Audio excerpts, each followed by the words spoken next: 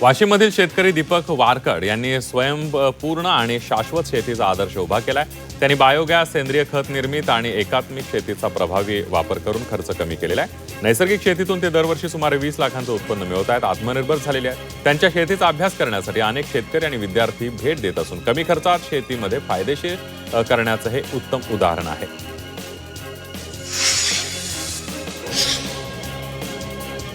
सांगलीच्या जत तालुक्यामध्ये अवकाळी पावसामुळे शेतीचं प्रचंड नुकसान झालं. यावेळी आमदार गोपीचंद पडळकर यांच्याकडून नुकसानीची पाहणी करण्यात आली आहे. खंडनाळ, संख, मुचंडी, रावळ, गुंडवाडी परिसरातील नुकसानग्रस्त शेतीचा पडळकरांनी आढावा घेतला.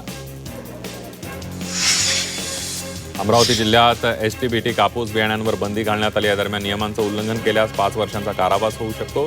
कापूस लागवडीसाठी शासनाची मान्यता नसलेल्या BG3 बियाण्यांचा वापर टाळावा असे निर्देश कृषी विभागानं दिले आहेत. वाशिमच्या बिटोडा भोयर गावामध्ये वादळी वाऱ्यामुळे घरांचं आणि गोठ्याचं नुकसान झालं. जोरदार वाऱ्यामुळे अनेक घरांवरील तसंच गुरांच्या गोठ्यांवरील 3 पत्रे उडून गेल्यानं आर्थिक फटका बसलाय. दरम्यान प्रभावित नागरिकांनी शासनाकडे नुकसान भरपाईची मागणी केली.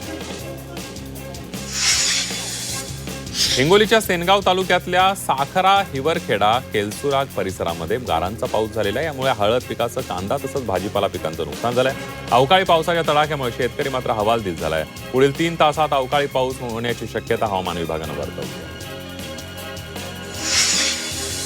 अहिल्यानगर जिल्ह्यात झालेल्या अवकाळी पावसामुळे 18,350 हेक्टर क्षेत्र बाधित झाले. पारनेर, श्रीगोंदा, संगमनेर, अकोले, श्रीरामपूर, राहता, नगर तालुक्यासह परिसरात अवकाळी पाऊस आणि गारपीट झाली आहे. त्यामुळे शेतीचं मोठं नुकसान झालंय. 35,000 शेतकऱ्यांना या अवकाळी पावसाचा फटका बसला.